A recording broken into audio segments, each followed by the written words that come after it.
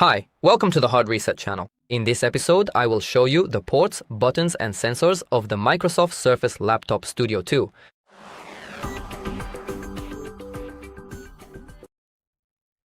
So, let's begin by taking a closer look at what is actually inside our laptop. To get things started, we are going to focus our attention on the speakers, which are a crucial part of the audio experience. The speakers are hidden under our keyboard, and the sound comes out through the gaps between our keys. As for the touchpad, it is a haptic touchpad, so we don't physically press it in, but rather it responds when we touch it. It vibrates to let us know that we have performed a press or a click. As for our display, well, if we look just above it, we will find here we have microphone 1 and right next to it, microphone 2. So, we have two microphones positioned here, which are perfectly and symmetrically spaced from our selfie camera. That is, of course, the lens with which we can, for example, easily conduct our daily video conferences or record high-quality clips. Next to it, in this spot, we have a little dot. This is a dot that is an LED light connected specifically to this lens. When we supply power to the camera, this LED lights up and it serves as a safeguard against any kind of hacker attacks on our camera. Because if it's working, this LED is also working and there's no way to turn it off because the power supply for both of these elements is connected together, so someone would have to physically dismantle this device and cut the power.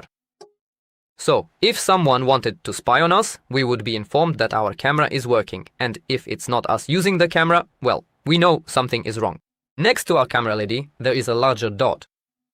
And this dot is a light sensor, thanks to which we can automatically adjust the brightness of our screen to the surroundings. Besides the elements on the right side of our camera, there are elements on the left side. They are less visible, but they are here. You have to take my word for it.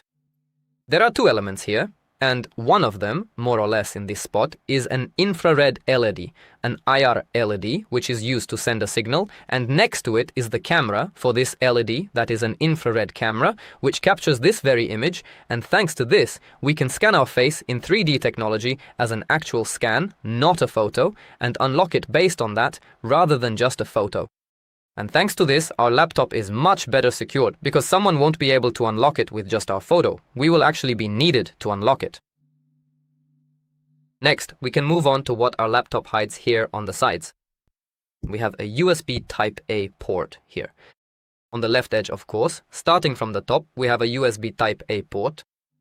This is a USB-A 3.1, and next to it we have two USB Type-C ports, which are Thunderbolt 4 ports.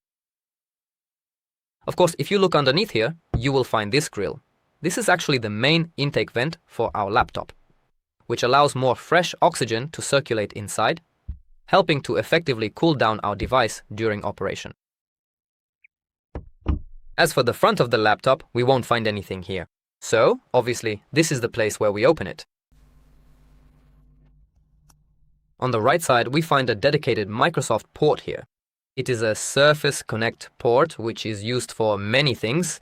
You can charge the device with this port, and you can also transfer files. You can also transmit video. We also have a 3.5mm jack port here, and below that we'll find an SD card slot. So we can insert an SD card here to transfer something onto it. A micro SD card, of course.